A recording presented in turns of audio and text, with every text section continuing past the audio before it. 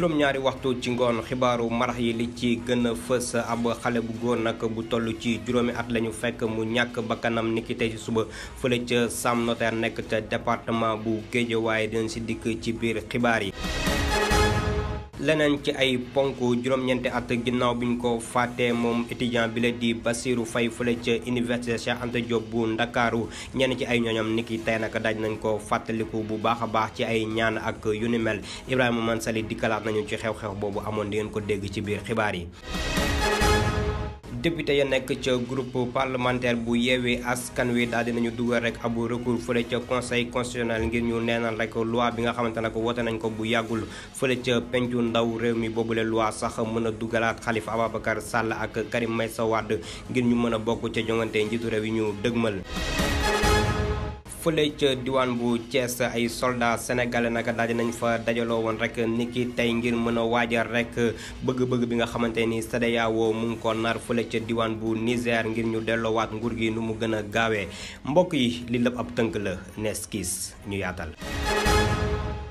dal nag jàmm ci xibaar yi député ya nekk ca groupe parlementaire bu Yewwi Askan Wi daal nañu déposé rek ab recours fële ca conseil constitutionnel ngir ñu neenal rek loi numéro 16 2023 bi soppi loi numéro 2021 35 bu 23 juillet 2021 bi nga xamante nag daa fa soppi code électoral bi nga xamante nag dañ leen ko woote woon bu yàggul dara juróomi fan ci weerum août bi ñu génn fële ca pencu ndaw réew mi boobule loi sax mën a tax rek ki la di Karim Meïssa Wade ak Khalifa Ababacar Sall mën a bokk ca jongante njiitu réew yi ñu dëgmal ñaar fukki fan ak juróom ci weerum février atum 2024 yile député ca groupe parlementaire bu Yewwi Askan Wi nag daal dinañu def rek motif yi tax ñu bëgg a neenal boobu les lois jëm ci mbiru Amy Ndiaye ñibbi ak ñaari naataango député yooyu fare ca parti de l'unité et du rassemblement boobu les procès nag daal dinañ ko dàqandiwaat ba ñaar fukki fan ci weerum novembre bi ñu dëgmal ngir wàllum plaidoirie ca première instance ba nag ñaari député yi fare ca parti de l'unité et du rassemblement di Massata Samb ak Mamadou Niang dañ leen a daanoon rek juróom benn weeru kaso yu ñu tëdd rek ngir wàllum coup et blessure volontaire ci seen naataango bi di Amy Ndiaye ñibbi ba noppi rek daal di leen amaan lu toll ci juróomi million suñu koppar ngir ñu jox ko partie civile bi boobu les pen nag maanaam daan yi daal di nañu tëdd juróom benn weer yi fukki fan ak ñett ci weeru juin bi ñu génn nag la ñu daal di génn rek fële ca kaso ba.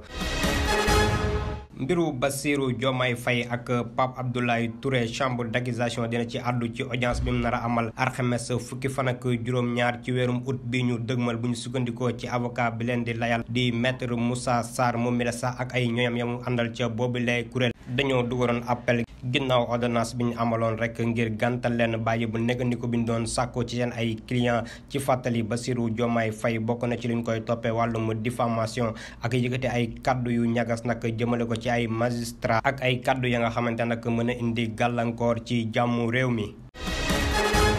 leneen ci ay xibaar ba léegi jàngalekat ya fare ca mouvement taxawu Sénégal ñoom nag ñu ngi doon amal benn ndaje niki démb ca boobu leen ndaje nag kile di njiit la di Khalifa Ababacar Sall bi mu jëlee kaddu nag daal dina dikkaat ci li nga xamante nag la waa Yewwi Askan Wi daal di def ngir génne ko moom ak mouvement boobule ca boobule coalition moom nag xam ne nag kenn mënu ko dindi ca boobule coalition yaatal yi ak Ibrahima Mansali. ay sortie ak ay communiqué yi dul jeex ci biir coalition Yewwi Askan Wi ginnaaw génnuk maire bu Dakar Barthélémy Dias communiqué bu conférence des leaders bu Yewwi Askan Wi niki démb Khalifa Sall daal di defaat li ni mel leader bu taxaw Sénégal di dëggal boppam ci biir coalition Yewwi Askan Wi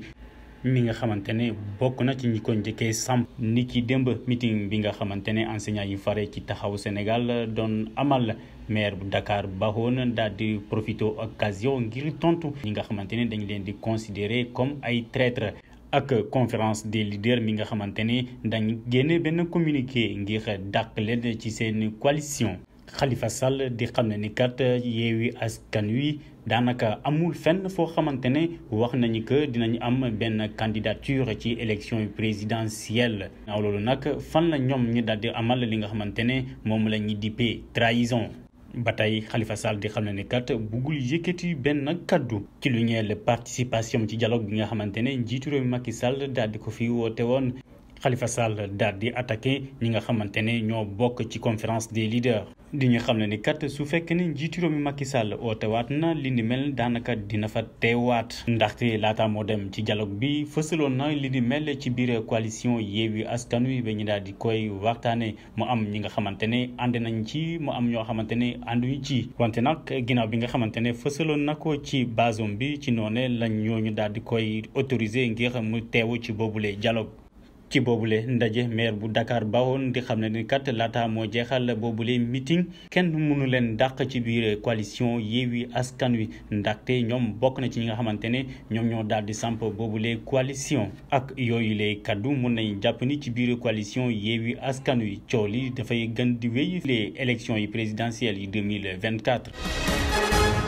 ginnaaw kaddu yi nga xamante nag maire bu Ndakaaru Barthélémy Dias daal dina koy yëkkati alxames bi ñu génn jëmale ko rek ci secrétaire général national bu parti de l'unité et du rassemblement Cheikh Ahmed Tidiane Youm ña fare ca boobu le parti du PUR nag daal dinañu ñaawlu bu baax a baax lu ni mel ña nekk ay membre ca conseil de la ville bu mairie bu Ndakaaru daal dinañu xaatim ab communiqué rek di xam ne yooyu lay kaddu ñaawlu te naqaru nañ ko ba fu naqaru yam ñoom ñi leen sax bu ñu sukkandikoo si seen ay kaddu ñu ngi xam ne nag Sénégal gi yëpp xam na ne taxawaay bi nga xamante nag secrétaire général national bu parti de l'unité et du rassemblement daal dina ko taxaw rek ca boobule coalition di Yewwi Askan Wi ngir teewal fa ki nga xamante nag moo di njiitu boobule parti di Serigne Moustapha Sy ca conférence des leaders bu Yewwi Askan Wi. juge Ibrahima Amidou Dème daal dina bokk rek ca baro bu cour africaine des droits de l'homme et des peuples CADHP bile cour nag nekk na bërëbu attekaay ba nga xamante nag réew yu nekk ci Afrique ñoo ko daal di samp rek ngir sàmmonte ak yelleefu doomu aadama yi nekk ci bile continent moom mi la nag di juge Dème mu ngi intégré bile cour ñaari at ginnaaw bi mu admet rek ca avocat bu cour pénal international. leneen ci ay xibaar ab xale bu góor bu doon wuyoo ci turu Fallou Ndiaye amoon juróomi at la ñu fekk rek mu ñàkk bakkanam niki tey fële ca Sam Notaire ca département bu Guédiawaye moom mi la nag dañoo njot rek dañ ko jam paaka ba mu mujjee ñàkk bakkanam ngi njëkk a gis néew boobu lee xale nag ci sase dañoo yegg xibaar bi autorité dëkk ba ñoom ñi la nag daal dinañu ñëw foofu la jee ja daal di amee fële ca Sam Notaire police scientifique ba tamit daal dina fa dem ngir amal constat bu njëkk ba ab l'enquête daal dinañ ko ubbi ngir xool boobu lee mbir dinañ ci dikkaat nu mu gën a yaatoo suñu yeneen jataayu xibaar. juróom-ñeenti at ginnaaw bu ñu ko boomee fële ca université Cheikh Anta Diop bu Ndakaaru Bassirou Faye nag naataango yi ndongom ya nekk ca daara ju kawe ja niki tey daal dinañ ko fàttaliku bu baax a baax ci ay ñaan ak yu ni mel ñenn ci ñoom sax daal dinañu dem rek fële ci diwaan bu Diourbel fa ñu ko jébbale boromam ak fa nga xamante nag fa la ñenn ci ay famem daal di nekk. Ibrahima Mansali dikkaatal nañu ci xew-xew boobu amoon fukki fan ak ñeent ci weerum août atum 2014. fukki fan ak ñeent ci weeru août ci atum 2014 juróom ñeenti at ginnaaw bi nga xamante ne étudiant bi di Bassirou Faye daal di dodo fale ca université Cheikh Anta Diop bu Dakar ginnaaw bi nga xamante ne ay takkader ñoo ko daal di sox bal te jilee ci suba gi ay farandoom dañ ko daal di wàccee kaamil foofee ca université Cheikh Anta Diop bu Dakar boobule bés daal di nekk occasion ci étudiant ngir dikkaat cause yi nga xamante ne ci noone la Bassirou Faye daal di faat ci mel ni retard paiement de bourse yi condition yi nga xamante ne moom lay étudiant yi di liggéey foofee ci daara ju kawe joojule ak yeneen i sujet yu bëri comme niñ koy baaxoo di def at bu nekk ginnaaw bu ñu wàccee Kamil dañuy daal di def benn délégation ngir utali fële ca Diourbel fi nga xamante ne foofu la Bassirou Faye daal di sokkeeku ngir dem nemmeeku ay njabootam tam wante itam ngir dem ci sëg ya ngir ñaanal ko. ren ji tamit noonu lañu ko defee ngi ñaan yàlla suuf sedd ci kawam te xare ko arjana. maa ngi leen ko doon junj ci bopp xibaar yi soldat yi nekk ci réew bu Sénégal nag daal di nañu dajaloo ñi ci ëpp fële ca diwaan bu Thiès ngir waajal rek opération militaire bi nga xamante nag waa CEDEAO ñu ngi ko bëgg a def rek fële ca diwaan bu Niger ngir ñu delloowaat rek li di ordre constitutionnel ca boobule diwaan ginnaaw bu ñu fuqatee nguur ga ci kii di président Mohamed Bazoum. Astou Baldé indi nañu ay leeral ci boobule mbir ñu teewlu ko. Destitué et séquestré depuis le 26 juillet après un coup de force mené par des militaires, le président nigérien Mohamed Bazoum fait face à de nouvelles accusations des putschistes. Ces derniers qui ont formé un gouvernement pendant cette période trouble au Niger ont pris la parole dans la soirée du 13 août. Ils ont l'intention de poursuivre le chef d'État déchu pour haute trahison et atteinte à la sûreté du pays, selon le colonel-major Amadou Abdraman. Après la rencontre des chefs d'état-major de la communauté économique des États de l'Afrique de l'Ouest, CEDEAO, le samedi 12 août à Accra, au Ghana, ils ont ordonné le déploiement d'une force en attente pour restaurer l'ordre constitutionnel au Niger et qui devrait intervenir dans les plus brefs délais. Selon le président ivoirien Alassane Ouattara, et promet d'envoyer entre 850 et 1100 soldats ivoiriens. La France et Washington ont également soutenu les mesures prises par la CEDEAO. En ce sens, les djambars sénégalais sont fin prêts pour l'opération. Dans sa parution du jour, l'Observateur révèle l'existence d'une note dans laquelle le chef d'état-major général des armées invite les soldats qui devront prendre part à la mission à un rassemblement prévu ce lundi à Thiès. Le Sénégal est plus que jamais déterminé à envoyer des djambars au Niger pour déloger les putschistes. bu weesoo xibaaru biir réew yi dañuy daw wutali xibaaru biti réew la ca gën a fës Modou Diouf moo ñu koy jàngatal ñu teewlu ko. xibaaru bitim réew yi dañ koy dooree ak retrait wu MINUSCA fële ca camp bu Berg loolu sax nekkoon ñaareelu yoon gannaaw bi ñu jógee fële ca Ouagassogou nekk ci digg réew ma loolu sax bokk ci cadre li nga xamante ni ne moo di seen jóge fële ca Mali yooyu casque bleu daal di jóge ci boobule camp gannaaw bi nga xamante ni ne ñoom sax date bi ñu leen joxoon daal di woon yegsi li ko waral moo di insécurité bi ñu daal di nemmeeku ci boobule raison ak lii di ay attaque terroriste ñi leen daal di remplacer ci boobule zone moo di armée malienne ak groupe paramilitaire bu russe di groupe Wagner waaye ñoom ñooñu le sax ab attaque bu métti moo daal di dal seen kaw ba nit ñu bëri daal di ci ñàkk seen bakkan seen teewaay ci région boobule di Berg bokk ca région bu Tombouctou moom ñi nekkoon fi ay rebelle te ñu bokk ci mouvement Azawad bokkoon ci ñi nga xamante ni ne daal di woon nañ xaatim jàmm ci atum 2015 ci seen digg ak l'armée bu Mali doom rafetlu wuñ benn yoon seen teewaay ci boobule région. fële ca Niger moom gannaaw ab coup d'état militaire bi fa daal di amoon Union africaine daal di woote ab ndaje tey altine gile ngir ay waxtaan jëmale ko ci boobule évolution situation bile ñoom ñi la sax ñoo ngi ko daal di xamale ci ab benn communiqué boobule réunion jëm ci conseil de paix et de sécurité ñi ko amal moo di organe bi nga xamante ni ne moom moo yor lépp lu jëm ci wàllum conflit ak question de sécurité nekk foofu ca Union africaine boobule ndaje mu ngi war a am gannaaw bi nga xamante ni ne autorité yi nga xam ne ñoom ñoo amal boobule coup d'état moom dañoo daal di joxe ñaari cadeau yu wóorawul ndax ñoom ñi le dañoo daal di ne ñoom pare nañ ngir ab négociation ci kaw loolu ci lañ daal di xamle ne kii di président Bazoum moom ñoom ñoo ngi koy toppee haute trahison boobule réunion sax mu ngi war a amee fële ca siège ba di Addis Abeba ci boobule moom waa CEDEAO ñoom dañoo daal di xamle ne ab intervention militaire moom lañ fas yéene amal foofule ca Niger.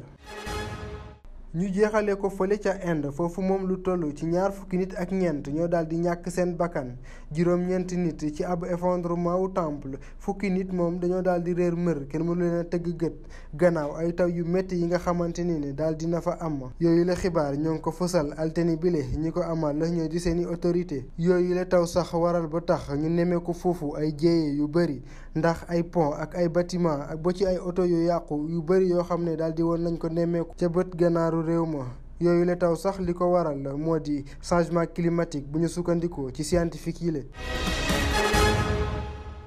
dañuy àddu wàcc xibaaru tàggat yaram Ligue 1 sénégalaise nag dina door fanweeri fan ci weeru septembre bi ñu dëgmal Sadio Mané daal dina jël rek fukk ak ñetteelu trophée bi nga xamante nag ñoom seen équipe bi la di Al Nassr dafa daan rek Al Hilal ca final bañ doon amal fële ca Arabie Saoudi championnat yu bëri yi nga xamante nag nekk na ca diwaan bu tugal daal dina door ci week-end bile ki ñu jàngatal loolu yëpp Fatima Bintou Ndour la ñu teewlu ko. ñu tàmbali ko ak actualité sportive ci transfert défenseur central sénégalais Serigne Fallou Diouf championnat d'Afrique U17 daal dina signé ab contrat bu toll ci ñett at foofu ca Grenade Sport. Portel championnat fële ca Angleterre ci week-end bile Manchester City daal di tàmbali ak ndam bu rëy ci kaw Burnley 3-1. Attaquant international norvégien bile di Erling Haaland moo daal di def doublé ñetteelu bi kii di Rodrigo moo ko daal di marqué. ñetti yoon mu nekk champion Angleterre, Arsenal am ndam ci kaw Nottingham Forest bu international sénégalais Cheikhou Kouyaté ñaari bal ci ndimbalu Nketiah ak Bukayo Saka. weekend bi ba léegi Chelsea bu Nicolas Jackson ak Liverpool bu Mohamed Salah daal di nañu timbo ñu daal di jàll Espagne seen première journée. Club catalan FC Barcelone timbo ak Getafe. ba tey actualité Europe, Ligue française de football seen jongante bu njëkk ñu am ndam ci kaw Stade Reims ci ñaari bal ci benn. Allié 3 sénégalais di Ismaïla Sarr mu provoqué bal bile mu nekk ñaareelu bal bi Vitinha dugal. Saoudite Pro League mu ngi dalal ba tey ay doomu sénégalais. Attaquant sénégalais bu Strasbourg Habib Diallo engagé wu na foofu ci Al Shabab ci koppar bu toll ci 18 millions. Neymar da Silva Santos moom itam signé na ab contrat bu toll ci ñaari at ba tegal foofu ci Al Hilal bu Kalidou Koulibaly. Attaquant Paris Saint-Germain dem na Arabie Saoudite ngir mën a def ab test médical ci koppar bu toll ci 100 millions d'euros. Sadio Mané continuer di jël ay raaya avec la coupe arabe. Al Nassr jël King Salman bi ci samedi bile mu daldi am lu toll ci fukki raaya ak ñett international sénégalais ci palmarèsu footballam. ñu jeexalee ko ak championnat Sénégal ci saison bile 2023-2024 mu war a tàmbali ci septembre bile suñu sukkandikoo ci waa fédération sénégalaise de football. ci boobu lay élément sax la ñuy jaarandi daal di ndar képp xibaaru mbarax yi rédaction bi dina fi dikkaat léegi.